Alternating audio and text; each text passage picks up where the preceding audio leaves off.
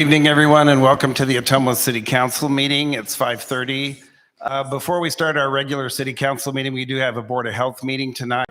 But before we start that, would everybody please stand for the Pledge of Allegiance? I pledge allegiance to the flag of the United States of America and to the republic for which it stands, one nation, under God, indivisible, with liberty and justice for all. Thank you. Chris will go ahead and take the roll for the Board of Health meeting. Councilmember Hull. Here. Councilmember Pope. Here. Councilmember Rowe. Here. Councilmember Galloway. Here. Councilmember McIntyre. Here. Mayor Johnson. Here. Approve the minutes for meeting number 9 on November 15th, 2022 as presented. Recommendation, approve the minutes. So moved. Second. Chris will take the roll. Councilmember Hull. Yes. Councilmember Pope. Yes. Councilmember Rowe. Yes. Councilmember Galloway. Yes. Councilmember McIntyre. Yes. This is the time, place, and date set to consider condemnation of the structures on the property located at 1056 Tuttle in the city of Ottumwa, Wapello County, Iowa. I'll go ahead and open the condemnation hearing for comments, and I believe, Jake, you're going to handle these tonight. Thank you, Mayor. Thank you, Council. The first one we have is 1056 Tuttle. The structure located at 1056 Tuttle was placarded October 26, 2021. The property was placarded for dilapidation. The owners of the property have been in communication with the staff and have no interest in making repairs to the structure. No progress has been made and the structure continues to deteriorate. There's no progress repair plan or permission. Condemnation was served certified mail, posting notice on the property and in the Ottumwa Courier. Does council have any questions for Jake? So when you say they have no interest, did they tell you that they have no interest, or they just made no reports to you? So in this particular situation, the owner passed away and there was a couple other people on the title, and they let us know that they had no interest in making repairs to the property or trying to keep it. Okay, thank you. Any other questions for Zach? I'm sorry, Jake. Does anybody in the audience want to comment on this property? If not, I would entertain a motion to close the condemnation hearing. So moved. Second. Chris will take the roll. Councilmember Hull. Yes. Councilmember Pope. Yes. Councilmember Rowe. Yes. Councilmember Galloway. Yes. Councilmember McIntyre. Yes. Condemn the structures located at 1056 Tuttle, order prompt demolition, removal, and leveling of the lot, and direct all costs attendant to such actions, including administrative cost, to be assessed against the property and/or collected from the owner or owners thereof. Recommendation, approve the condemnation of the structures located at 1056 Tuttle. Move the recommendation as presented. Second. Chris will take the roll. Councilmember Hull. Yes. Councilmember Pope. Yes. Councilmember Rowe. Yes. Councilmember Galloway. Yes. Councilmember McIntyre. Yes. This is the time, place, and date set to consider condemnations of the structures on the property located at 1054 Tuttle in the city of Ottumwa, Wapello County, Iowa. I'll go ahead and open the condemnation hearing, and Jake, it's all yours. All right, thank you. So that was actually a garage, and this is the house portion, but they were on separate parcels, so that's why we have two. So the structure located at 1054 Tuttle was placarded at the same time on October 26, 2021. The property was placarded for living conditions, a bad foundation, and dilapidation. The owners of this property have been in communication with the staff and have no interest in making repairs to the structure. No progress has been made. The house continues to deteriorate, and there's no current repair plan or permission. Council have any comments, questions for Jake?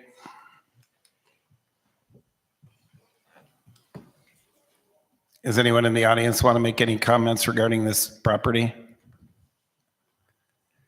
If not, I would entertain a motion to close the condemnation hearing. So moved. Chris will take the roll. Councilmember Hull. Yes. Councilmember Pope. Yes. Councilmember Rowe. Yes. Councilmember Galloway. Yes. Councilmember McIntyre. Yes. Condemn the structures located at 1054 Tuttle, order prompt demolition, removal, and leveling of the lot, and direct all costs attendant to such actions, including administrative cost, to be assessed against the property and/or collected from the owner or owners thereof. Recommendation, approve the condemnation of the structures located at 1054 Tuttle. Do we have a motion for the recommendation? So moved. Second. Chris will take the roll. Councilmember Hull? Yes. Councilmember Pope? Yes. Councilmember Rowe? Yes. Councilmember Galloway? Yes. Councilmember McIntyre? Yes. This is the time, place, and date set to consider condemnation of the structures on the property located at 530 West 4th in the city of Ottumwa, Wapello County, Iowa.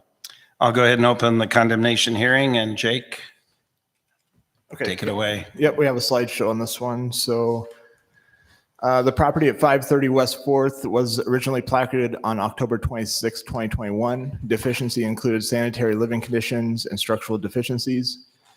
During the placard period, the city had to mow the property and to complete a couple nuisance abatements on the property. The owner has failed to appear to several missed inspection appointments and also refused inspections. And on one occasion, they set off roach bombs and fumigated us out of there. They've also forgot keys and things like that and made it to where we weren't able to get into the property to inspect it. These are just a couple pictures of the property. The back half of the property is literally falling off of it.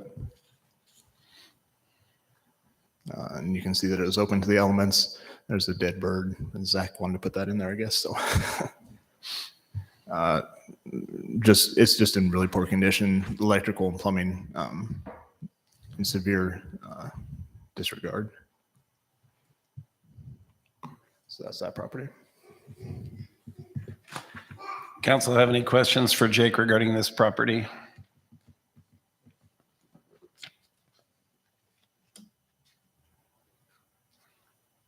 Does anyone in the audience want to speak on this property? Would you please come to the podium and state your name and address, please?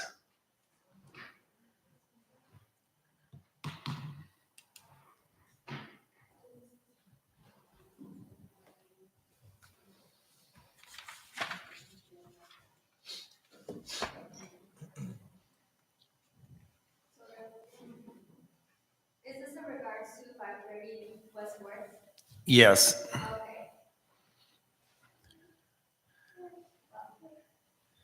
Speak on the mic, you guys said?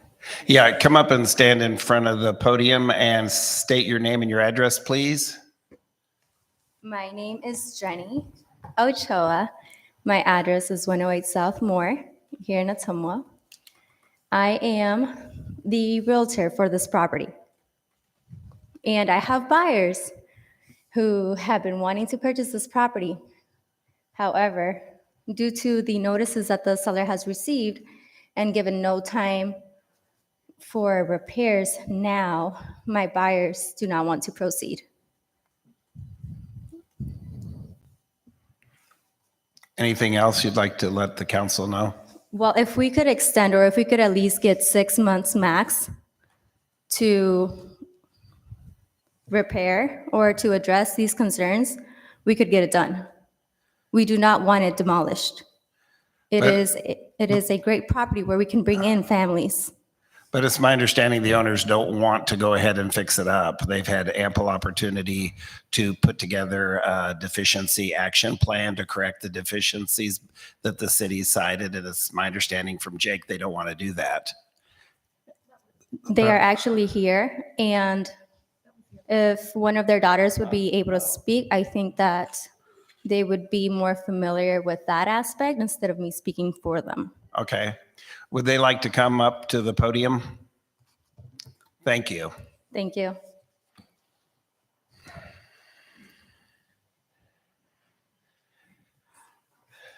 And please give your name and your address, please. Jacqueline Victoria, 621 South Hancock Street, here in Ottumwa. The reason we haven't been able to make any repairs is just due to money issues. My dad has been a drug addict, and he was the only one who worked. My mom is a stay-at-home mom. And between me and my brother, we have been trying to come up with the money to get the repairs done. A year's time is kind of hard, especially with different situations with me and my brother.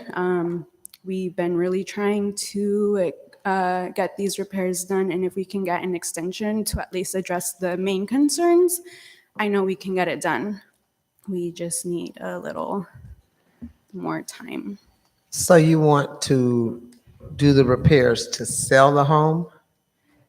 We want to get it repaired, yes, to eventually hopefully sell the home, yes. We were trying to get it sold and we couldn't get the tenants out. We finally got them out once the city came to make the inspection. And once they placarded it, they got all their, well, I'm not sure if they got all their stuff, but they didn't come back.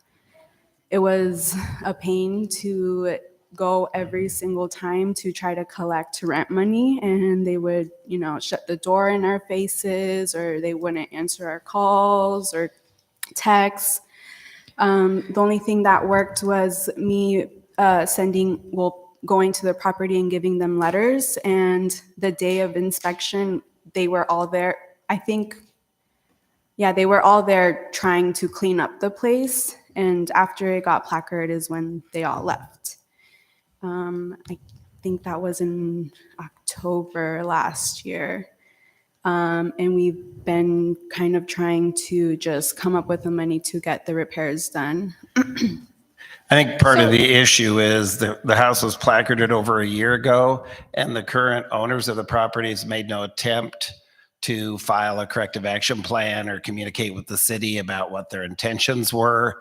If that was their intention, they should have responded to the city on the multiple occasions that they've tried to contact the owners to let the city know what their tentative plans were, and there's been nothing done. There's been no corrective action plan put together or anything. So that's why we're here now. Right. Okay. And I guess I would also, my other concern is, so over the last year, there's been, this ability to get there. But so you're saying that there's been concerns with money to be able to make the repairs, but then your realtor is over here saying if we get a 6-month extension, we can get this done. I guess I don't see how that is.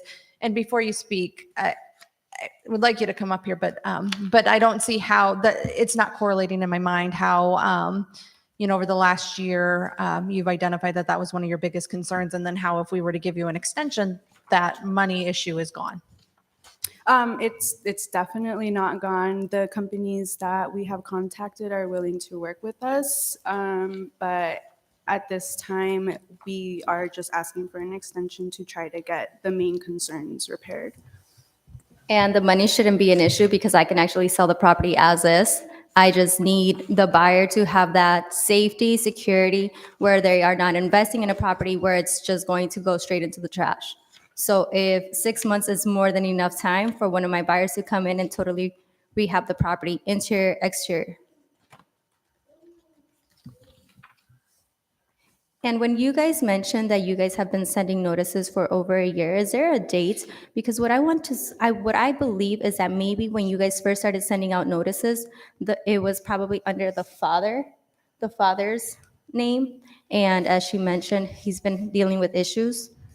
So recently, maybe within a year, I don't have the date with me to tell you exactly when that property transferred over to the mom.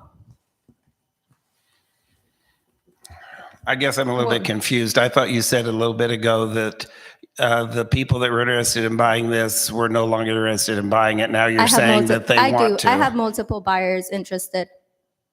I was actually trying to obtain a purchase agreement today from one of the buyers, but they had a doctor's appointment and weren't able to. They don't live here. And this lady has been interested. I mean, they buy multiple investment properties. I can get it sold. Give me a deadline as to when you want us to go under contract, and we will. I guess the only other comment I'd make is the deficiency list that the city has put together for this property is very extensive. And I just wonder if these potential buyers that you've been talking to are aware of how expensive it's going to be to get all this cleared up so the city can say in good faith the house is habitable to live in. Do you know anything about that? Yes. They receive copies of these deficiency letters, so they are aware. We walked through the property. They've had plenty of time to review exterior, interior problems. We've gone down to the basement, so everything has been walked through. They are investors, and these investors do the repairs themselves, so they have knowledge and an idea of what it's going to take and approximately how much. And Jake and I, we actually had some emails back and forth regarding that deficiency list, the most latest one. Okay, do either one of you have anything else to say? Because if not, you can sit down and I'll ask Jake to respond if he wants to respond to any of this. Thank you. Thank you. So just a few things. The first letter that went out in October 26, 2021 was addressed to Patricia Perez Marola, who I believe is still dealing with the house today. So at her address. I guess the only things I would say is that selling this house doesn't remedy the problem.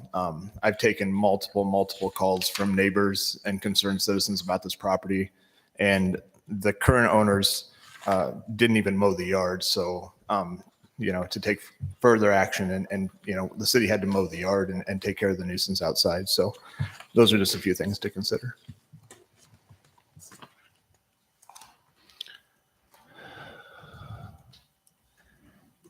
Quick question. So, I mean, we have snow coming now. So, and the current owners, there's sidewalks in front of it and everything too. And so then that would be a concern for the neighbors and everything too.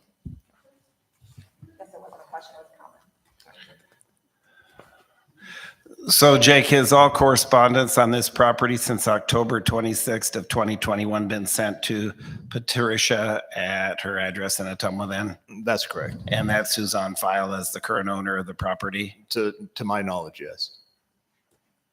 Okay, thank you. Like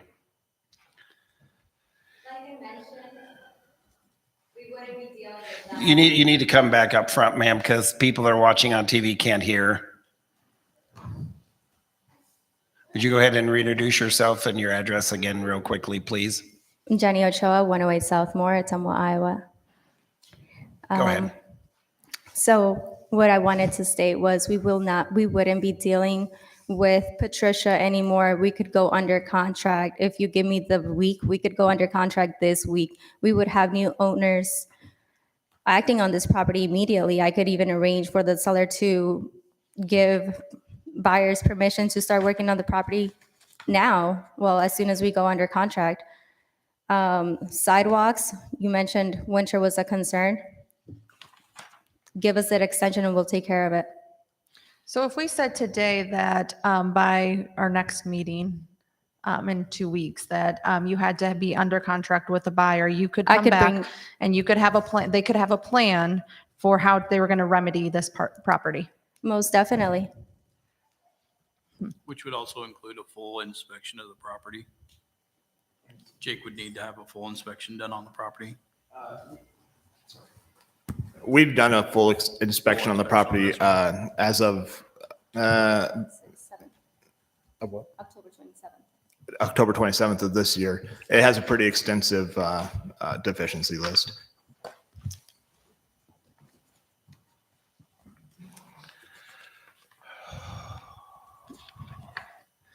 Does council have any other questions for Jake?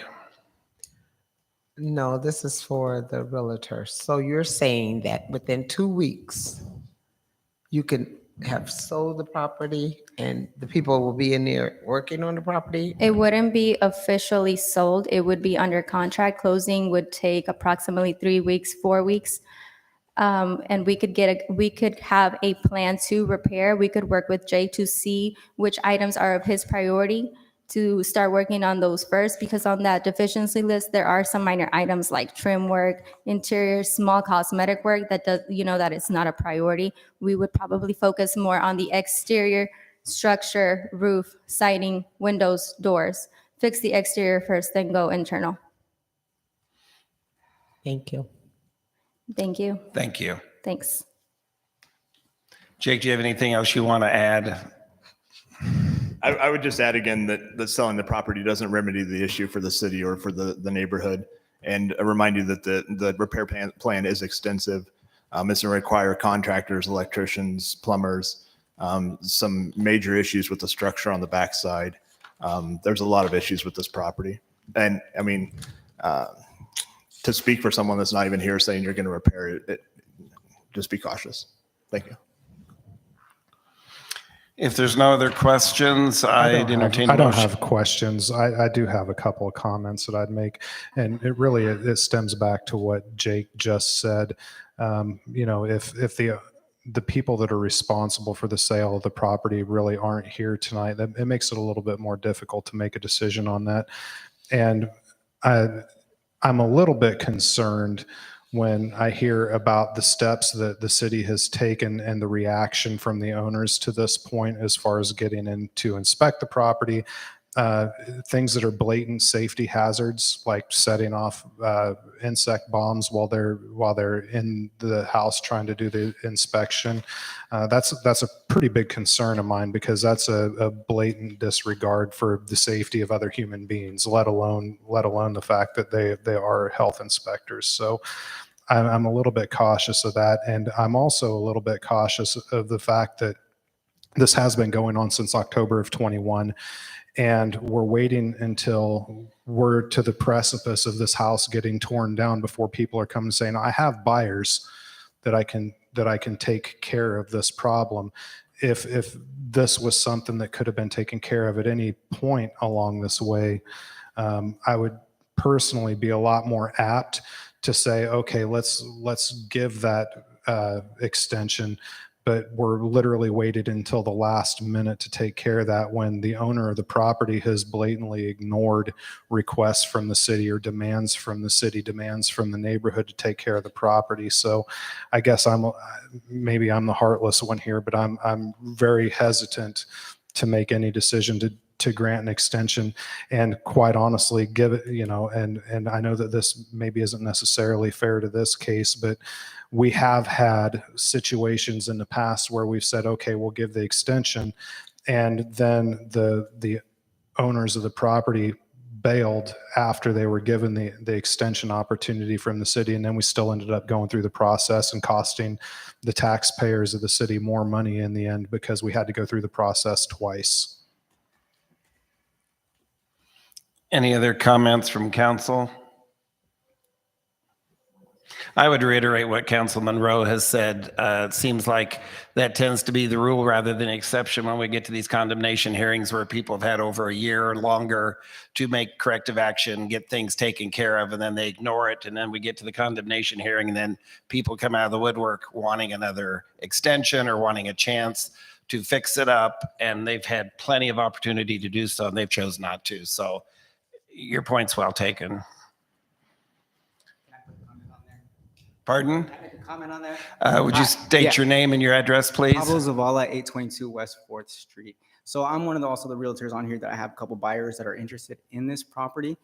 And so with this property, of course, like she had mentioned, her dad was the one taking care of this. It wasn't until recently now that they came and they were asking for help. They didn't know what to do. And so that's when they came into the real estate, the business, and said, okay, what are our options here? And it wasn't even until way later that we discovered that, oh, it looks like the house is going to be condemned. So with the mother, she doesn't speak very good English. So it's the daughter taking care of this stuff. And so the daughter and the brother who came to us and asked for help to figure where things are at with this property. I get it. I mean, it's been a year, but I do have buyers that are interested into it. Like Jenny said, they're interested. They're ready to go on it right now to work on it, get stuff from the outside first, just to make sure the property isn't such a risk hazard on the outside. But yeah, 2 weeks. I mean, if that's what in the next council meeting is, within 2 weeks, yeah. I even have buyers myself that are ready to purchase this property, get started, get ready on the work on it. I just don't think right now. I mean, these 2 weeks, if we get them, we were able to get the buyers and the plan that's needed for you guys to make your decision. If it's in 2 weeks, I think in 2 weeks, we'll be able to get our time, because we weren't able to, like I said, we didn't understand the situation until recently, or where it was and everything. So once we found that out, I mean, we contacted Jake. We went out to the property. We gave him access. We did what we needed to do. And we have the buyers that are ready to fix this place up. And I think if we give us amount of time, we'd be able to do that. I guess I'm a little bit confused because I keep hearing people reference some gentleman. The owner is Patricia Marola, and that's who's been given all the notices. So it Yeah. doesn't appear like she did anything to Yeah. engage the city in a discussion. And that's more like, basically that sounds more, that was a more personal thing. It looks like it was I don't know. That's more of a personal thing, what was going on with them. She didn't understand. She didn't know. So she relayed this to the kids. It wasn't until the kids decided to actually start helping out and figuring what to do with their parents' property. Because like I said, so the mother, she didn't have any clue. She still comes with the letters saying, where's everything at? I don't know. And then now the kids are saying, okay, well, this is what we need to do. This is what we have to do.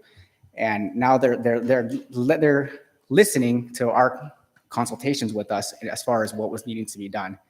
And I think now since the kids are on it, like I said, we've given them access. We've been at the property. We've been trying to clean it out to make it more presentable because there was a bunch of stuff still left in there from the previous owners. So, I mean, in this past month, since we've had the property, since they finally came to Palmer's Real Estate and asked for help, I mean, they've been doing it. We've been trying to cooperate with the city as much as possible. And now we have buyers, like I said, they're interested. It's a great property to rehab. It's 3 apartments that's going to be available for Ottumwa to have people to live in. Yeah, these contractors are just ready to go and they're interested in this property. Did you say she doesn't speak English? I Little English? Okay. Did we know that, Jake? Anytime that I've met on the property with the owners, there's always been one of her daughters or her son. So I just want to clarify though. So you've communicated with them, not with her directly. They've translated for you? We have, yeah. And those were some of the missed inspections where they didn't have keys or they couldn't get the door open or things like that. So all the communication has been sent in English? It has been. So first off, we need to have a policy on that or something to assist our community members that do not speak English. Just a side note on that. Yeah, and like I said, yeah. So it wasn't until they came to us that we were able to communicate with her and tell her what we need to do. And like I said, to get access to the property and everything, we did. We changed the locks. We gave them access. We took out everything to make this property, so it's not so hazardous on the outside, trying to remove debris and everything as we could. And as far as the snow and everything removal, we can totally have a plan for that. That's not going to be too much of a problem. Jake, did I understand you to say, though, that you've had communication with the owner since October of 2021? We have. So Yep. she's been aware of this for over a year. Yes. Okay, I wanted to make sure I understood that.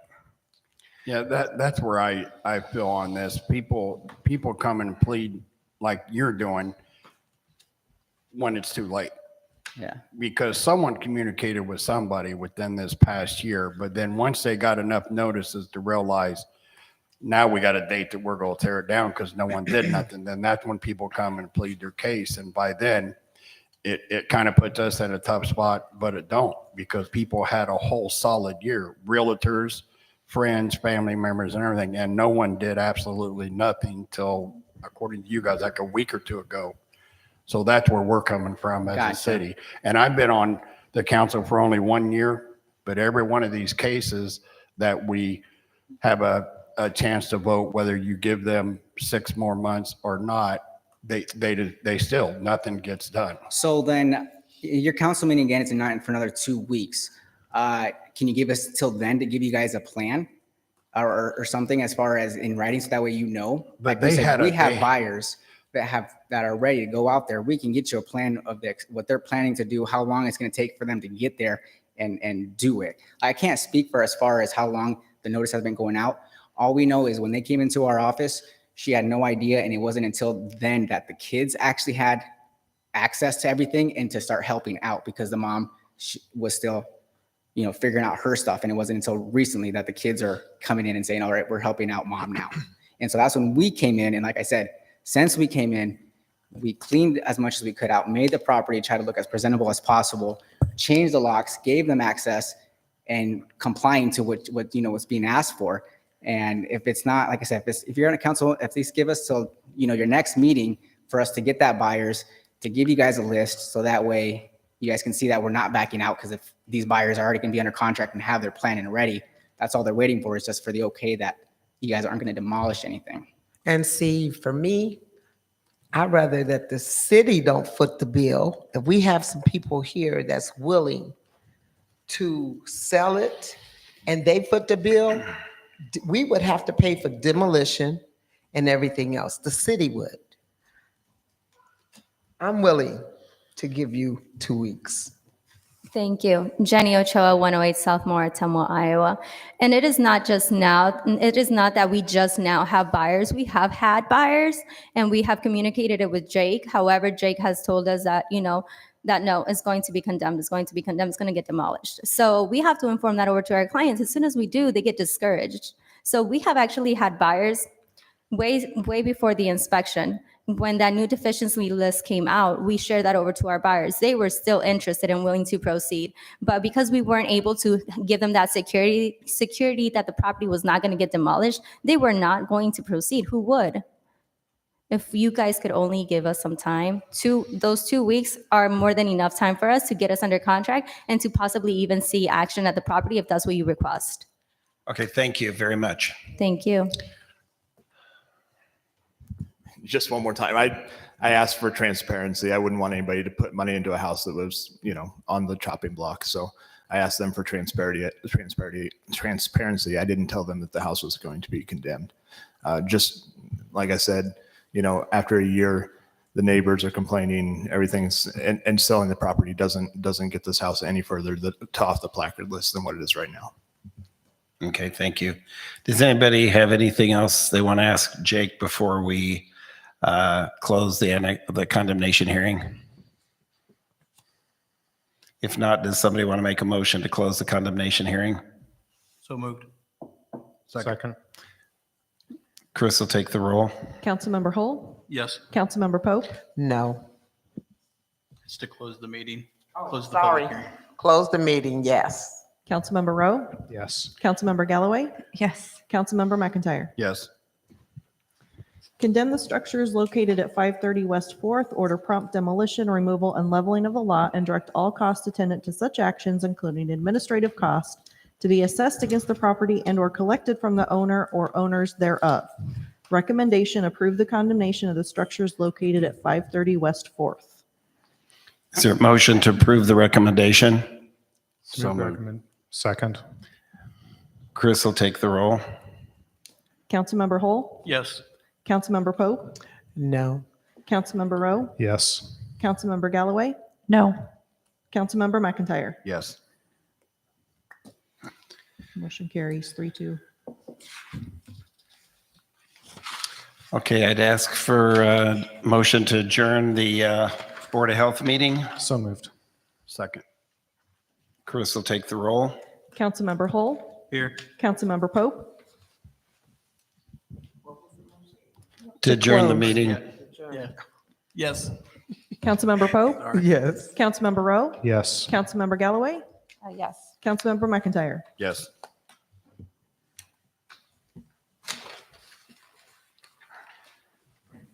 Okay, now I'll go ahead and open our city council meeting, and Chris will take the roll. Councilmember Galloway? Here. Councilmember McIntyre? Here. Councilmember Hull? Here. Councilmember Pope? Here. Councilmember Rowe? Here. Mayor Johnson? Here.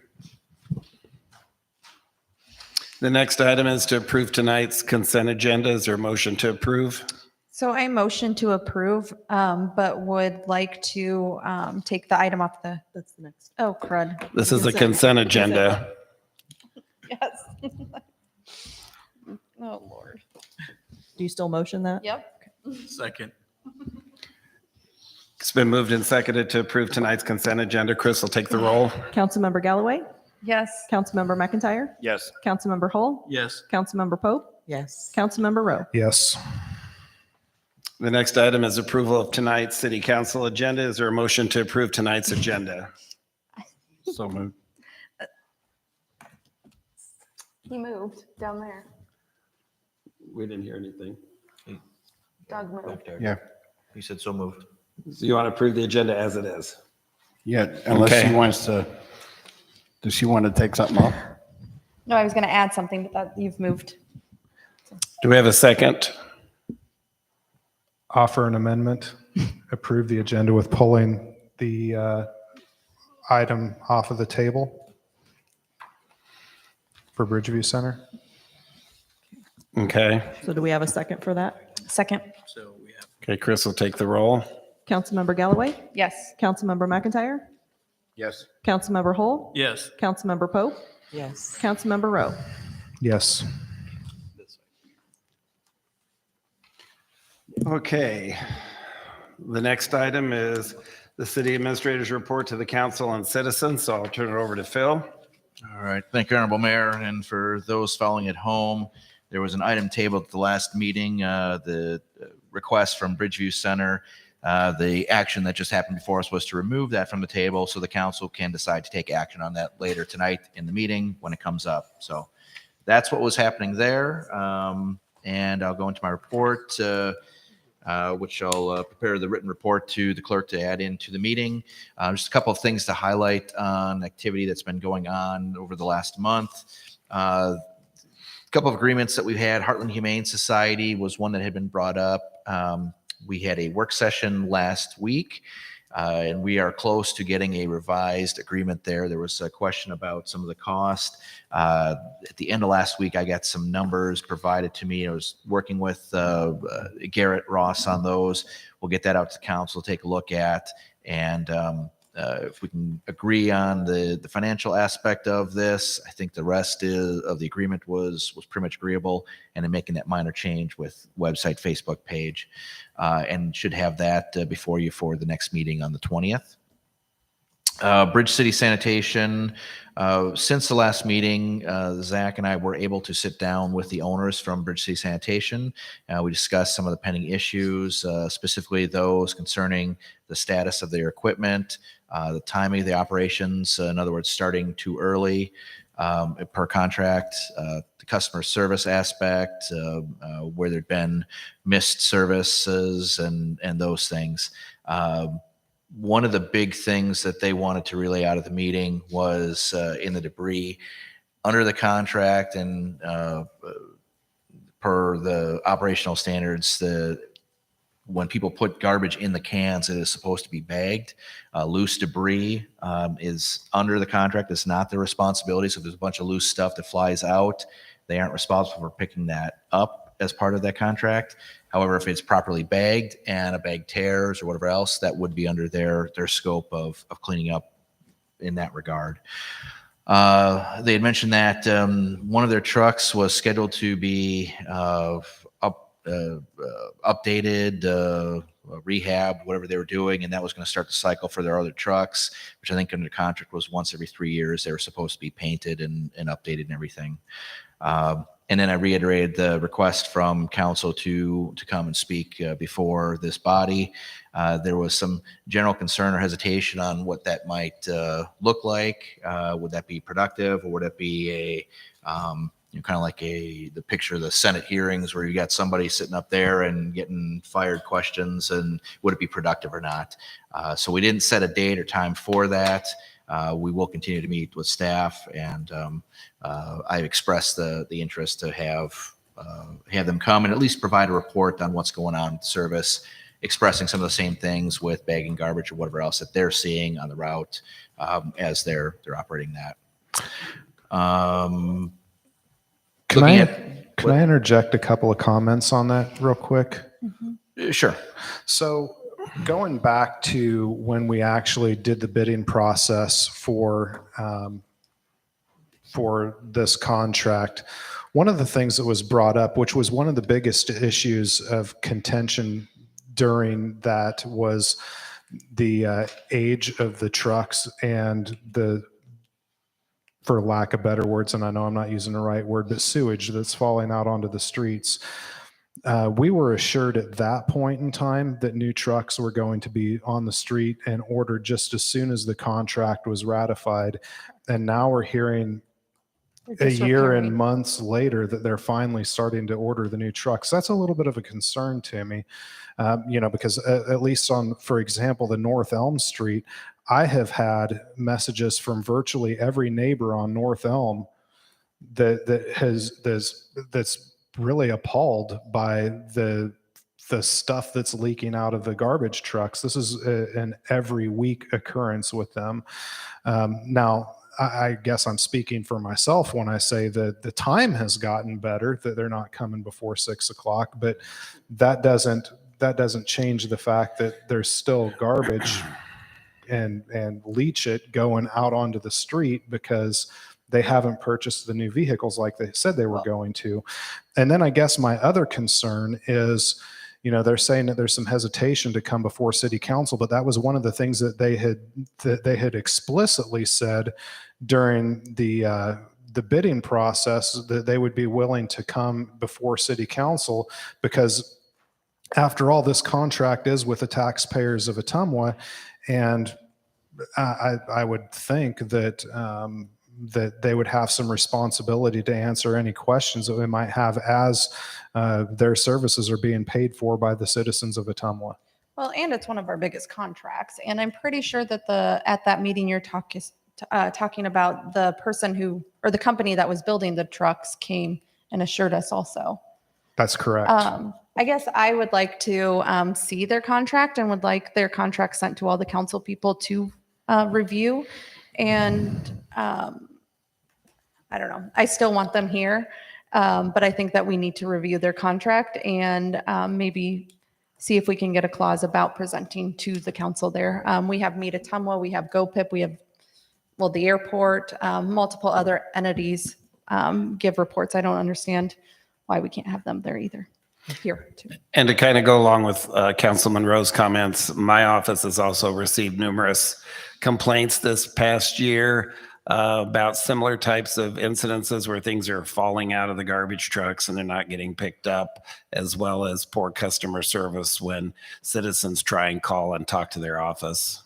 So to be clear, I completely understand. This was something that was mentioned by all the companies that were doing bidding, that you can't control people not putting things in their garbage cans correctly. I fully agree with that.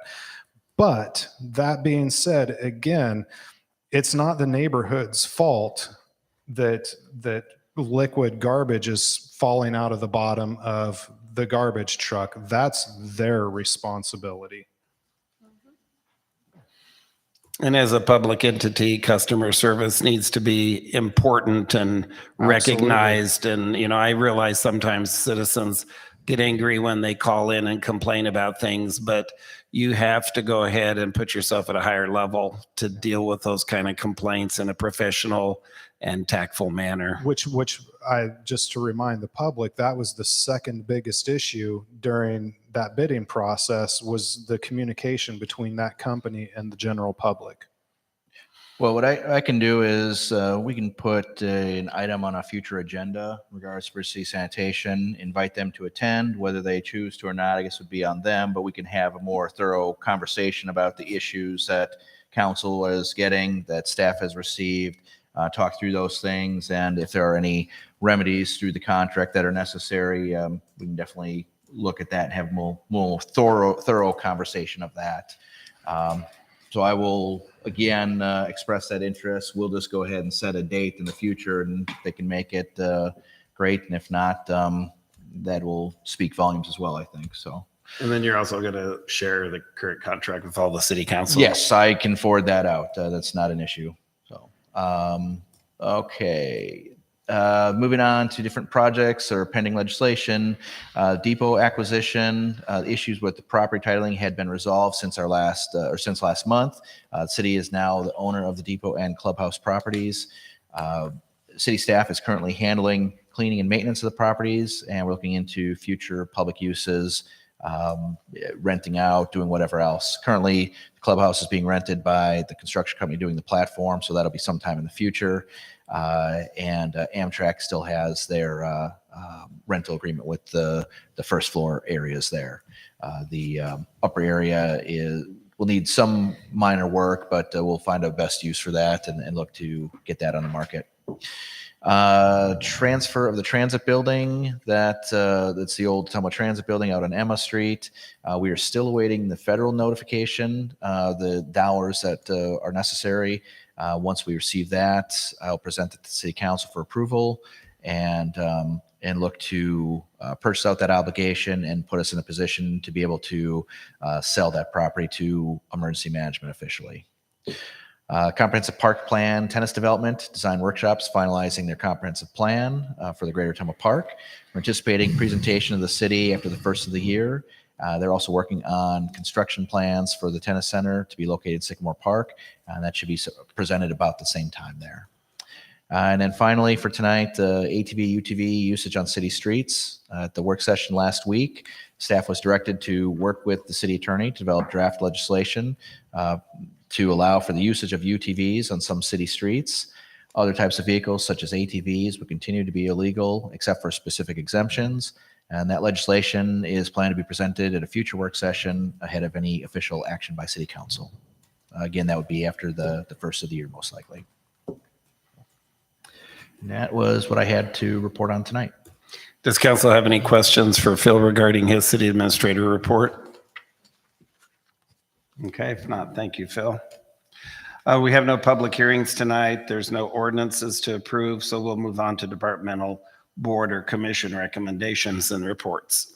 Purchase a Sokia GRX3 GNSS from Transit Works for the engineering department. Recommendation: approve the purchase of a Sokia GRX3 GNSS from Transit Works for the sum of $23,024. Do we have a motion to approve that recommendation? Move the recommendation as presented. Second. Chris will take the roll. No, sorry. Mr. Seals, it's all yours. Thank you, Mayor, Council. The engineering department performs various land surveying functions, including topographic surveys, as-built surveys, and construction stakeouts. We use this piece of equipment to set control for the topographical surveys and for all in-house project designs, geolocations of various city infrastructure assets such as sewer manholes, underground utilities, and then we also shoot the construction project as-built once they're done. The same equipment is used to gather the base information for our graphical information map system. The GIS mapping is used for not only development projects, but for a mandated 24/7 location service requirement. The same or the existing top cam survey GPS equipment used was purchased in 2012. The current unit requires a cellular phone signal to operate. This data signal will no longer be transmitted after January 1st of 23, rendering the unit functionally obsolete. We did get our notice yesterday that they do plan on decommissioning the CDMA network, and it's actually December 31st. Quotes were solicited. Transit Works of Lincoln, Nebraska returned the low bid of $23,024. There was a handheld that extended the range. At this time, we've opted not to get that particular piece of equipment. This item was budgeted in the CIP for $21,250. From the time of budget preparation, prices of this system have increased. I give you some additional information on the next page, just kind of give you an understanding that the new equipment with changes of time and improvement in technology will be more accurate because it's picking up additional satellite systems by different countries. So instead of maybe 3 satellites or 7, we could have 12 or 14, which just increases the accuracy of the equipment. Council have any questions for Larry? If not, Chris will take the roll. Councilmember Galloway? Yes. Councilmember McIntyre? Yes. Councilmember Hull? Yes. Councilmember Pope? Yes. Councilmember Rowe? Yes. Repair of Elm Street Pump Number 3. Recommendation: approve the repair of a flight model wastewater pump for water pollution control facility in the amount of $10,296. Is there a motion to approve the recommendation? So moved. Larry, are you or John going to cover this? Second. I was going to. This pump station is our main pump station. It has 3 electric pumps, 1 diesel. About 80% of the wastewater load from the city of Ottumwa has to go through this. by our permitting and by design, it has to have the capability of pumping up to 12.5 million gallons to the plant. Takes all 3 pumps to meet that requirement. What we do is we have 4 pumps, 1 spare, and we rotate these out. Typically, as an average, they last about 14 months before the wear plates, and they either need rebuilt or replaced. What this would do is buy the repair kit at $10,296. A new pump is somewhere around $90, but we need to keep a spare pump because when one goes down, we do have to have the third one. We will rotate that out because under low flow, 1 pump runs, medium flow, 2 pumps kick in, and ultimately 3 pumps. So this is one of the things that we'll repair. Once it's repaired, then it goes into basically the warehouse in case we have one go down. And again, averages every 14 months. We budget $140,000 annually for maintenance and repairs. This particular cost will come out of that same fund, which we'd have a remaining balance after this purchase of somewhere around $108,816. Does council have any questions for Larry? Not, Chris will take the roll. Councilmember Galloway? Yes. Councilmember McIntyre? Yes. Councilmember Hull? Yes. Councilmember Pope? Yes. Councilmember Rowe? Yes. Resolution number 277, 2022, approving professional services agreement between the City of Ottumwa and HDR Incorporated for the Water Pollution Control Facility Aeration System Improvements Project and authorizing the mayor to sign the agreement. Recommendation: pass and adopt resolution number 277, 2022. Do we have a motion to approve the recommendation? So moved. Second. Larry? Aeration demand at the activated sludge process utilized at the water pollution control facility varies from day to day, hour to hour, depending on the amount of waste flow coming from not only our residential users, but the commercial users. Over the years, demand has dropped so far that most of the time the blowers are already turned down to the lowest and at times actually pop off and just blow to the atmosphere. This project will modify the existing blowers to better align with the current aeration needs. It'll also install automatic equipment so the aeration demand will be constantly adjusted to what's needed in the mixed liquor. This will prevent under aeration demands.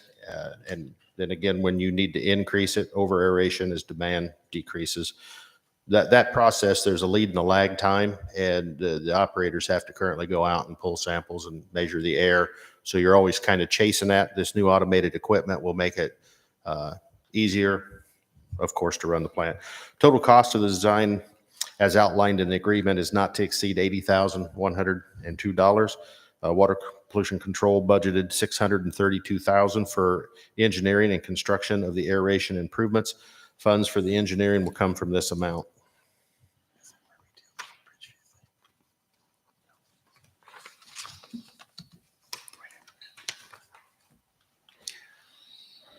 Does council have any questions? If not, Chris will take the roll. Councilmember Galloway? Yes. Councilmember McIntyre? Yes. Councilmember Hull? Yes. Councilmember Pope? Yes. Councilmember Rowe? Yes. Resolution number 278, 2022, approving and authorizing the execution of a real estate purchase agreement with Lorenzo Silva and Sebastian Silva Zuniga for 1726, 1732, 1736, and 1744 Mabel. Recommendation: pass and adopt resolution number 278, 2022. Move the recommendation as presented. Second. Okay, Jake. All right, thank you. In August of 2019, the city approved a development agreement with Lorenzo Silva and Sebastian Silva Zuniga, which transferred city-owned property on Mabel to the buyers in order to complete an automotive garage in the I-1 zone within 3 years. The buyers were not able to complete the project. The resolution returns their purchase price and allows the city to recover the lots for other uses. Does the council have any questions for Jake?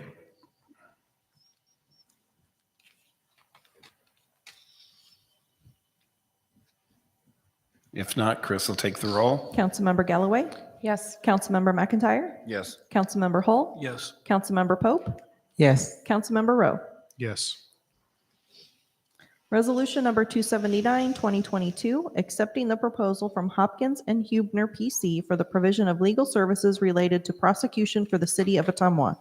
Recommendation pass and adopt resolution number 279, 2022. So Do we- moved.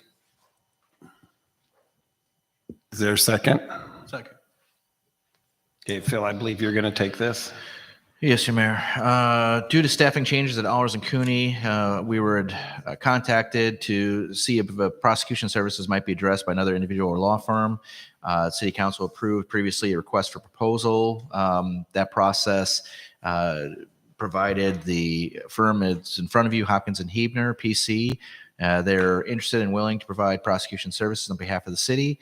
Copy of the engagement letter that they had submitted is attached along with the resolution and request for that approval. I guess one question that I had, how does their prices that they have in there compare with what we were having done through Ehlers and Cooney? Well, yeah, every law firm looks at things differently, Right. but I would say that they were on par, maybe a little bit lower than the hourly rate what we were currently providing. or Okay. Paying. Does council have any questions for Phil? How many local law offices was this RFP sent to? I had requested that it go out to any of the local ones that had bid proposed on the last time. There was one local one that submitted last time. There's another one that had expressed interest in the last one, so it was sent out to those two for sure. Beyond that, I don't know, but it was published as far as the RFP going out and a request that any local firms be provided this opportunity. Okay. And I guess the only reason that I ask is because when this was brought to our attention, when we did the RFP, the intent, I believe, was to have someone local that would be able to handle these in a more expeditious fashion than Allers and Cooney was able to do. I can't speak to the price, but I don't see where the timing is any different whatsoever than what Allers and Cooney is. Yeah. So one of the things that Allers and Cooney was able to do, with my understanding, was they were able to get the dates once or twice a month that they're able to have, so they didn't have to come down every day to be able to do this. And that would have been more cost for us with travel time and everything else. So they're able to work with the judges and magistrates to get that coordinated. So there was a few days during the month, they would do all that work. And then that reduced the cost quite a bit. I've heard nothing from staff or anyone else as far as timeliness being an issue. The Allers and Cooney seem to be very responsive to the city's needs. I think the evidence of many of the properties and the demolitions and 657As and those things that have been done over the last couple of years speaks to that. They have been responsive and able to turn things around fairly quickly. So yes, we were hoping we'd have somebody more local. That also, I think, provides some other obstacles if you have conflicts of interest or other things, though, too. You have people that work with many other entities, and then if they have to try to defend or represent the city, that there may be some aspect of that as well. Okay. So, and maybe I missed it in the paperwork, but are we going to pay, this, I think it's what, $175 an hour? Mhm. Are we going to be paying travel costs on top of that, I'm assuming?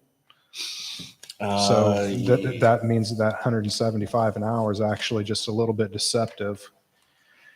Yeah, and that was one of the things with standard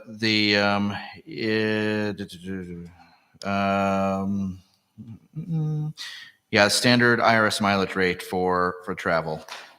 So are we also paying travel time? Yes. Yep. And we were paying that with Allers and Cooney as well. It was a reduced rate for the travel time that they charge, though.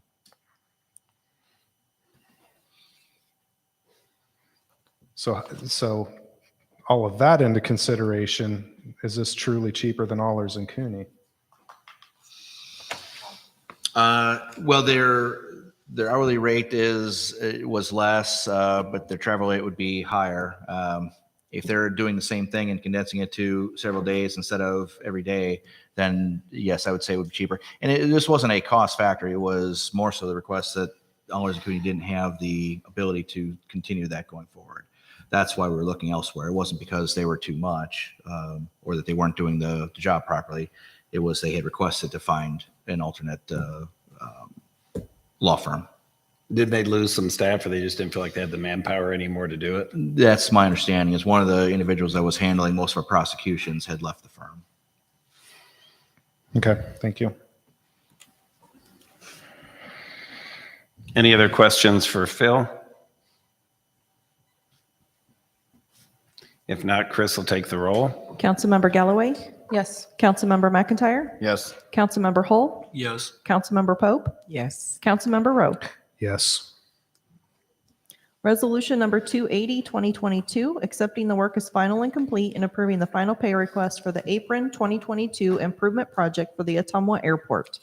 Recommendation: pass and adopt resolution number 280, 2022. Do we have a motion to approve the recommendation? So moved. Second. Okay, JD. Thank you, Mayor and Council. Winger Companies of Ottumwa, Iowa was awarded the contract for the 2022 apron improvement projects on April 5th, 2022 of this year, in the amount of $228,853.25. That is funded 85% by the Iowa DOT and 15% out of the airport fund. Work has been completed and we're asking for approval for final payment. Council have any questions for JD?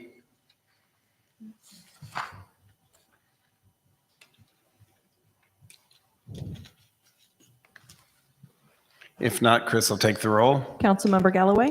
Yes. Councilmember McIntyre? Yes. Councilmember Hull? Yes. Councilmember Pope? Yes. Councilmember Rowe? Yes. Thank you, JD. Resolution number 281, 2022, approving change order number 1 for the Pawnee Drive reconstruction project. Recommendation: pass and adopt resolution number 281, 2022. Do we have a motion to approve the recommendation? So moved. Second. Mr. Seals. Change order 1 will provide compensation to the contractor for replacing two 18-inch diameter culverts at the Pawnee intersection with Osage Drive. Also, settlement of one of the old culverts had cracked a sewer passing a foot underneath it. The sewer was repaired and a pipe support added to prevent this from reoccurring, which is basically just foundations on each side of your sanitary pipe. Additionally, 2 sewer laterals under the Pawnee were backfilled with suitable material that had to be hauled in. Change order 1 increases the contract amount by $62,734. The new contract amount is $1,239,511. Council have any questions for Larry? I kind of do. So you're asking us to add an additional $63,734 to this contract. From what it appears to me is because somebody used an unsuitable material. Why are we footing that bill and not the contractor that did the poor work? No, the material in the original culvert alignment, lateral alignment was unsuitable. When you get into it, if you can't compact it, you have to do something either through a mineral stabilization or haul in and replace and prevent future settlement and having your pavement go down at each of those crossings. You haul it in. One of the things we did that I will share with is it's kind of if you want to say amazing, material cost increases about 3 times. So when we looked at the material pipe, because we questioned the cost per foot, it actually got the invoices for the material cost, and it's approximately 3 times as much as it was. Okay. So this was kind of a material that was already there that was unsuitable. And Yes, it was existing. Okay. All right. Thank you. Thank you for clarifying that. Any other questions for Larry? If not, Chris will take the roll. Councilmember Galloway? Yes. Councilmember McIntyre? Yes. Councilmember Hull? Yes. Councilmember Pope? Yes. Councilmember Rowe? Yes. Resolution number 282, 2022, approving the annual budget of the Ottumwa Water Works Board of Trustees for calendar year 2023. Recommendation: pass and adopt resolution number 282, 2022. Is there a motion to approve the recommendation? So moved. Second. Okay, Phil. All right, thank you. The city had received this from the water utility, and Tim Albert had reached out to me. He is in getting certification training done, so he wasn't able to be here tonight, but asked that we present this on his behalf. So this resolution approving the annual budget, the adoption of the budgets required by state code, and It gets forwarded then to the county auditor. The Water Board is an independent entity from the city. They adopted this budget. They held a public hearing on November 15th and then subsequently passed the budget and are requesting that we adopt it under our board as well. Does council have any questions for Phil? I ask the same question every year. What's the rate of pay increase for the employees that are budgeted? Let's see. That over expenses, projected increase 6.3%. They had a couple of people that were leaving, had sick payouts, chemical costs. There's one full-time distribution. Okay. I am not seeing quickly where that is, but I know that he did send over a compensation pay wage that they had done recently. I'll have to look and see what they're getting. Unfortunately, I don't know that off the top of my head. Okay. Any other questions for Phil? If not, Chris will take the roll. Councilmember Galloway? Yes. Councilmember McIntyre? Yes. Councilmember Hull? Yes. Councilmember Pope? Yes. Councilmember Rowe? No. Resolution number 283, 2022, approving and authorizing the execution of an addendum to real estate purchase agreement by and between the City of Ottumwa and U.S. Bank National Association related to the property locally known as 809 Glenwood Avenue, Ottumwa, Iowa. Recommendation pass and adopt resolution number 283, 2022. Is there a motion to approve the recommendation? So moved. Second. Okay, Jake. All right, thank you. Resolution number 256-2022 approved a purchase agreement to dispose of 809 Glenwood. That agreement set closing for December 6th. There was a delay with the purchaser's review of the abstract, necessitating a later closing. This addendum pushes closing back to January 3rd.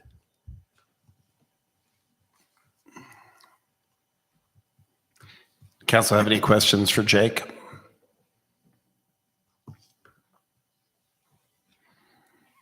Okay, if not, Chris will take the roll. Councilmember Galloway? Yes. Councilmember McIntyre? Yes. Councilmember Hull? Yes. Councilmember Pope? Yes. Councilmember Rowe? Yes. This is the time of our city council meeting that I'll ask if there's anyone in the audience that would like to speak on any items that are not on tonight's agenda. Didn't we vote to put the Bridgeview back on the table? Okay. Oh, do you want to do that first? Okay. Authorization of capital purchase of furnishings and equipment for use at Bridgeview Center. Recommendation consideration of request from Venue Works to purchase barricades and tables for events held at Bridgeview Center. Are you going to lead the discussion or is Scott? Well, I can start it out, but we do have Scott Hallgren here as well, who is here on behalf of Venue Works.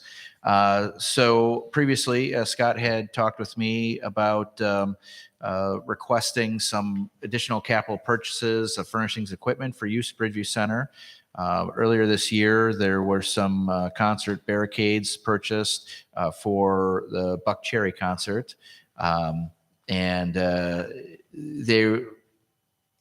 I guess Scott can speak to this a little bit more as far as how that came about. But when concerts and stuff come, they have riders, they have requests, things like that the entities, the venues need to meet.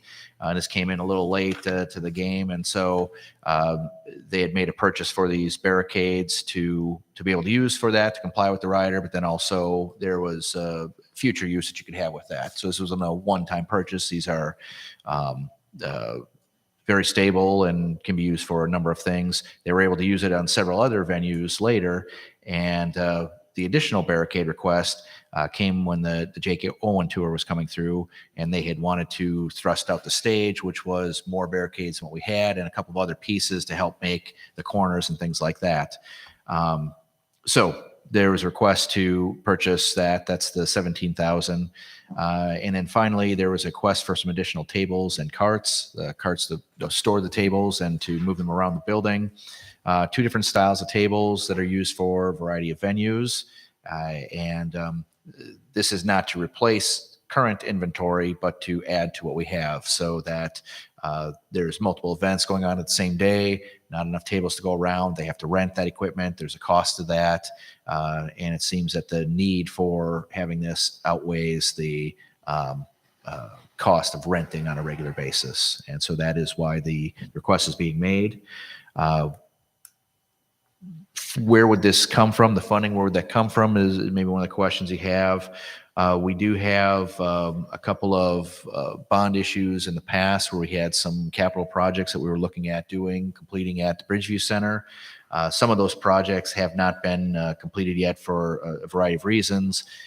We would have the ability or possibility to consider shifting those dollars towards these purchases, and when we're ready to do those projects, being able to backfill that if needed. So that is one option before us as far as being able to fund these requests. And then maybe I'll turn it over to Scott if there's anything he wanted to add or any questions that you have more specific to the request. Could we have a motion and a second on this item first? That would be good. Is there a motion to approve the recommendation of this tabled item that's now back on the agenda tonight? So moved. Second. Okay. Thank you. Scott, do you want to go ahead and speak? Sure. Thank you, Mr. Excuse me. Thank you, Mr. Mayor and Honorable Council. The request before you, I'll talk about the barricades first. Two-part request. The first dollar amount of $25,844 was spent in July. We actually had a need that popped up in June for the concert barricade for a show that was needed about 2 weeks later. Very fast turnaround time. After reviewing the entire situation, also knowing the need of what was coming down with future events throughout this fiscal year, we made the decision to purchase those with some cash that we did have on hand from a cash flow perspective. So the request for that is to those barricades we have, they are a city asset, and they'll have a lifespan of easily 25 years. The additional request for $17,035 would be the additional barricade to basically give us the inventory that we need to do stage thrusts, which is an example that just came up from the Jake Owen concert, but there have been past. Cole Swindell, Hairball in the past have had thrusts, so there's been other shows. I'd say approximately 40%, maybe 50% of our shows have some type of thrust on their stage. It's up to the individual artist. That combined totals $42,879. The first half of that would, in essence, be replenishing a purchase that basically replacing, I guess, the cash flow that we already spent to take it all out of capital projects because it is a capital expenditure.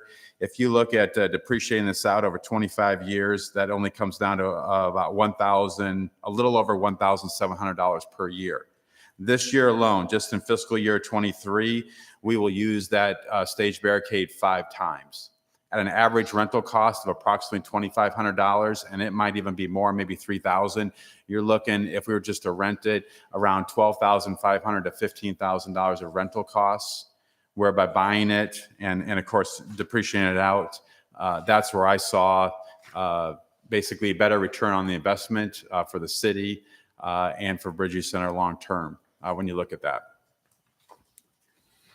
The tables, the request before you is a total request of $18,029.65. As Phil said, it's a new request to add to our inventory because demand has increased. We'd be adding 50 tables and 5 carts to hold those tables. Just 3 recent examples. We ran out of tables with the inventory that we have on November 5th and also on November 26th. So twice in the month of November, we depleted our inventory. On November 5th, we actually went to O'Hara Hardware and rented additional tables. And we had to use our personal vehicles to transport those tables from O'Hara Hardware to Bridgeview Center. And just prior to COVID, we actually ran out of tables again. And I actually used my personal vehicle and went and borrowed tables from my own church to fulfill a need at Bridgeview. So we've had examples pre-COVID and twice now in November where basically we have additional tables. We can certainly use more than what requested, but obviously we are obviously aware of other capital needs that we have and just trying to find that line. So we think this will at least be another step up to help alleviate or meet the demand that we have. So those are the two requests, and I'd be happy to entertain any questions that council or the mayor may have. So you're talking roughly about $60,000 total? Yes, 4287. Yes, I think a little over $60,000 total. And right now, in talking with Phil, we have $200,000 in a capital fund. In addition to that, there's another $100,000 capital fund. But of that, approximately about $40,000 to $45,000 has been allocated. So there is funding out there in the big picture. And then we just reallocate some projects. Does council have any questions for Scott? So Scott, you and I have already had this conversation, but I think it's important for the public too. So one of my bigger concerns was the fact that this was purchased prior to coming to council. And I know you identified that it was this need, a quick turnaround in the need. So even for that, that short period or that one concert that they were needed for, what if we would have rented? So why was the need higher than renting them for that concert? When it comes down to a lot of rental equipment, how a lot of tours look at it is an assumption in our industry that a venue should have the appropriate, in essence, tools to produce a show, one of those being stage barricade. To date, we have used our bicycle rack barricade to accommodate that along with some other measures. In the past, that have worked satisfactorily. But just in the last year alone, a lot has changed in the industry. About a year and a half ago, summer of 21, many of you may have caught a lot of press on the festival down in Houston, Texas, that basically had deaths and also a lot of injury from basically crowd pushing and all that. Mm-hmm. Whenever you have an incident like that, and there's so many more that we can share, that changes the scope of the industry between insurance requests, between liability assumptions and risks and things like that. All these tours have changed that. So that tour came back to us and said that would not work. And in a matter of a couple of weeks, we needed to actually have true concert style barricade, which long-term is the right step to do. And then again, looking at rental costs, knowing the need on that, we felt it was a better financial decision to buy than to keep renting. And I guess my concern is not that it's not a better financial cost. My concern is that within I understand we couldn't get a council meeting, have those, and then rent them within that time frame, or to buy them within that time frame. But could we have rented them and then purchased them later? Because if we, as a council, don't agree to this tonight, then Venue Works is stuck with that cost. Or how does that work? Or I guess we are a freshman council. We all know that. And so the other concern I addressed with you too is that, we don't want this to be an ongoing practice of purchasing prior and then coming to council after and saying, hey, help us out here. We purchased this in good faith that you would approve it. Because if we don't approve it, what happens? Basically, it was purchased out of, I guess, more of our really basically operating funds. Mm-hmm. And since it's a long-term capital need, in essence, for especially that 25,000, that's what has been spent. The other 17 has not been spent. Correct. So for the 25,844, that was taking more out of an operating fund. So what the request is now is to, in essence, replenish that fund with more true capital dollars, since this is a true capital asset that will be around for 25 years, should outlast certainly many of our longevity here for all of us. So that's basically replenishing those funds.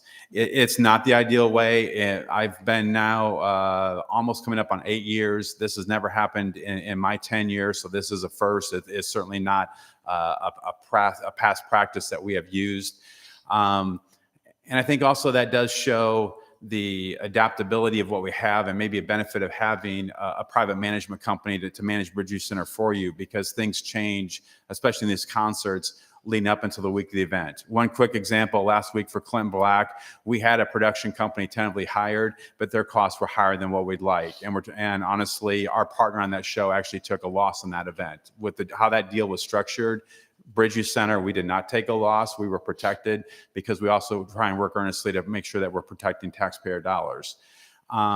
We changed on Tuesday, we changed and hired a new production company basically 5 days out from the show that was actually able to save us money and basically lower that loss. So just a week of show, 5 days out, we just totally changed directions and hired a whole new production company. I mean, that's just another example of just all the last minute changes that come up with these shows in a matter of 2 weeks out, 2.5 weeks out from the event day. So having that flexibility allowed us to meet those needs. And another factor is one of the partners on that show is the same partner that's bringing back Skid Row, which we actually just announced this morning. They will be here in addition with Buck Cherry on March 17th, 2023.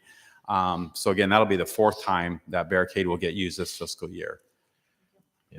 And I think to Councilwoman Galloway's point is we have to be careful. There's some amount of flexibility you may have as a private company, but when there's public dollars going into it, we still have to make sure that we're following the protocols that are set up for the city and some of those purchases. I know we talked before, like some capital things and other things like that, whether it's a project or a repair or whatever, that there's certain things we still have to follow because we're putting those dollars in. If it's 100% funded by some private entity, that may not be applied, but that's so that I think to that point, just make sure we're following the process. Correct. Yeah. Thank you. Does council have any other questions for One more Scott? question. And this goes back just a little way to some prior conversations that we've had. Can you again explain, we have the city of Ottumwa, we have Venue Works. Can you explain Bridgeview Inc.'s role in this mix? Sure. So Bridgeview Center Inc. Is a nonprofit governing board that, going back several years, has an agreement with the city to oversee basically, in essence, day-to-day management of Bridgeview Center. And that's the board that I report to on a monthly basis. The city does have representation on that board. They also do help fund projects. They currently oversee an operating endowment fund.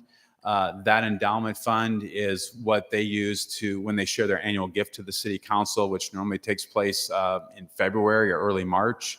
That's been in the vicinity in recent years of approximately about $150,000.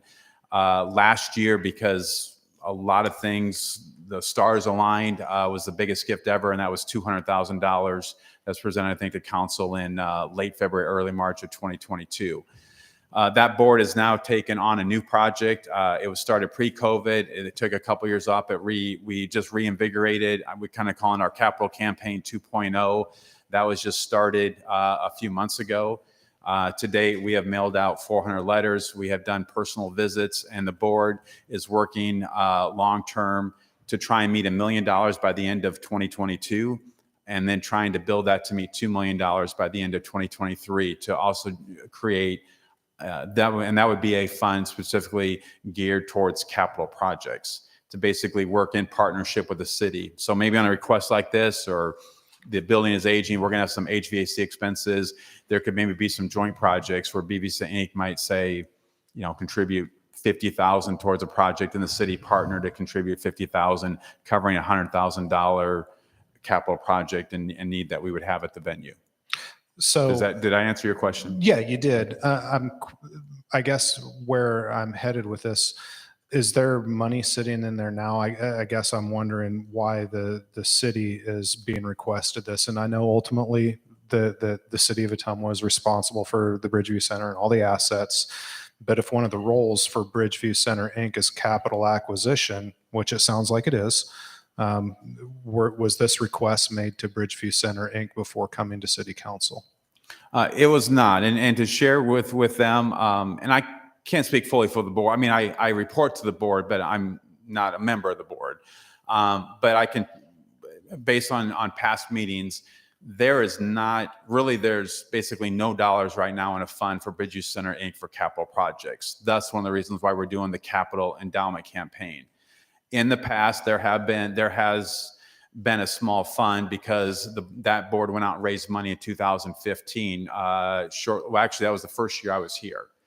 And basically, and they raised $250,000. We spent that down probably from 2015 to approximately, I'd have to go back and look, but I'd say sometime maybe around very late 2018 going into 2019. And that's when we depleted that $250,000.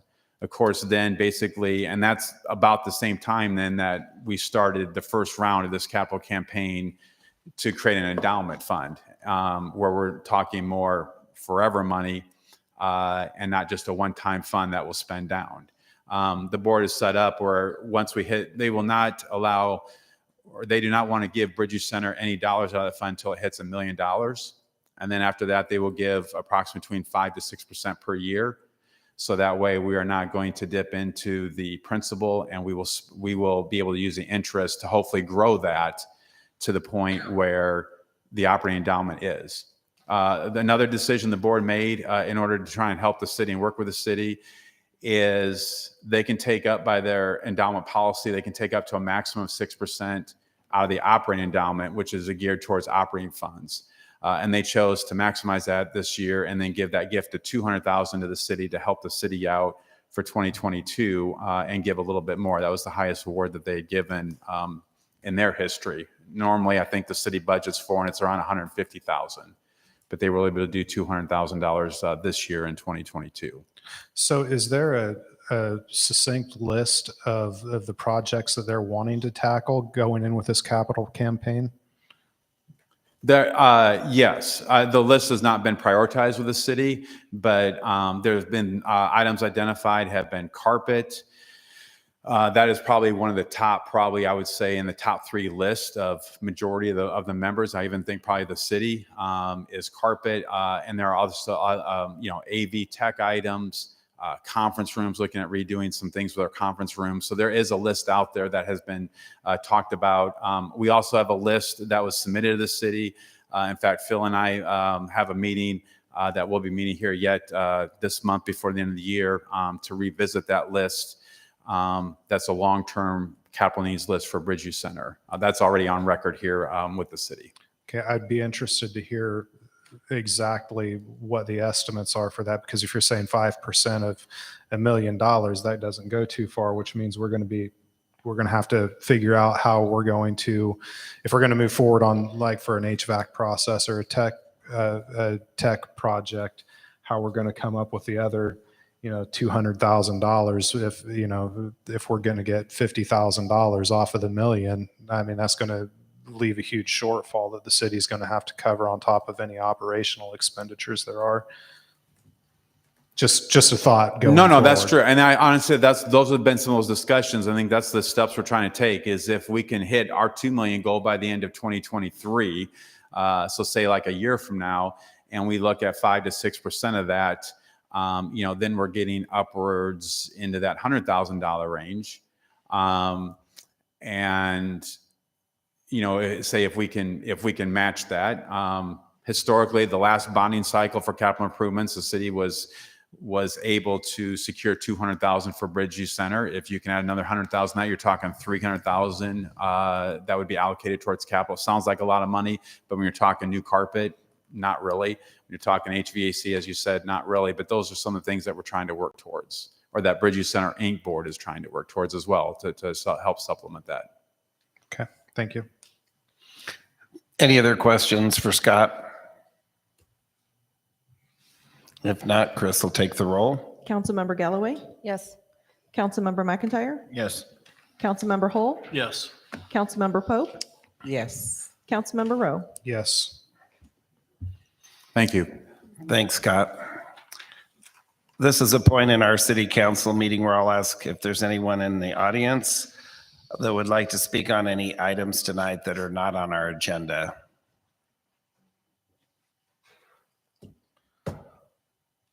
Okay, the next item on our agenda is mayor and city council report and/or communications. I don't have anything in addition to what Phil's already went over in his city administrator's report. Does the council have anything that they'd like to report tonight to the public? Yes, I do. I would like at some point in the very near future to have a discussion about the Ottumwa Fire Department and the Mabus situation. It's come to my attention, and I know several other council people's attention, that there was an agreement signed in 2021, and I'm a little bit disturbed by the fact that city council, and to my understanding, the city administrator just found out about this last week, and that will have very real possible safety staffing implications from the fire department. And I'm again, how the breakdown in communication happened between staffing at the city level and the city council and the city administrator, I find very disturbing. And I'm concerned, and even moving forward with this, I know that there's been some 2080 agreements that have been brought forward that we didn't necessarily know about. And there's some concern about what the role of city council and the city administrator is in this process. There seems to be some blurred lines there that I'm concerned about as well. So, you know, as having the two primary roles as a city council of fiduciary oversight and policy oversight, I'm confused as to how anybody could think that we would not have a responsibility to not only the other employees of the city, but also the taxpayers of this community to not know what's going on. And I'm going to say this personally, I'm a little bit shocked and offended personally that we went through this 2 years ago and we were told that there were staffing problems with the fire department.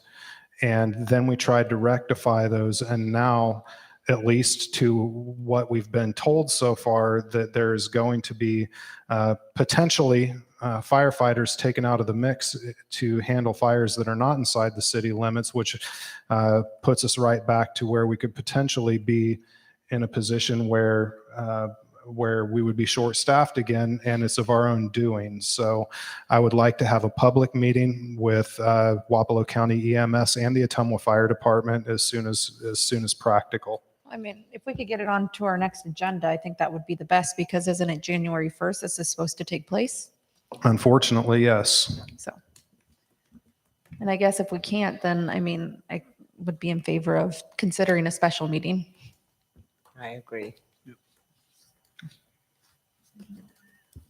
Yeah, I'll continue to work on that issue and get that pushed forward. I've been in contact since this came to my attention with emergency management and the fire department. Also looked at any agreements that may or may not be out there, trying to determine how we got to this point, and where we might need to go from here. So it is on my radar, and I'll see what we can do to get on the 20th or a meeting yet before the end of the year. Great. Thank you. Any other comments or questions from Just real council? quick, I just want to thank everyone who went to the Canadian Pacific Holiday Train, and for their generous donation of $5,000 to the Food Bank of Iowa. Nice. Yes, it was amazing. It was a very well-attended event. There was close to 500 people there. And like Councilwoman Galloway said, in addition to people bringing food items and monetary contributions, the Canadian Pacific Railroad also donated a check of $5,000 to the Food Bank of Iowa. So it was a very successful event that was well-attended. And Councilwoman Galloway and I got to ride the train to Moravia, Iowa. It was a blast. Any other communications or comments that the council wants to make to the public? If not, I would entertain a motion to adjourn tonight's council meeting. Second. Oh, Wait, who moved? So moved. so moved. You seconded. We got to get in sync. I can't hear anybody. Okay, it's been moved and seconded to adjourn tonight's council meeting. Take the roll, Chris. Councilmember Galloway? Yes. Councilmember McIntyre? Yes. Councilmember Hull? Yes. Councilmember Poe? Yes. Councilmember Rowe? Yes. We are adjourned, and thank you, everyone, for attending the city council meeting tonight. Safe travels home.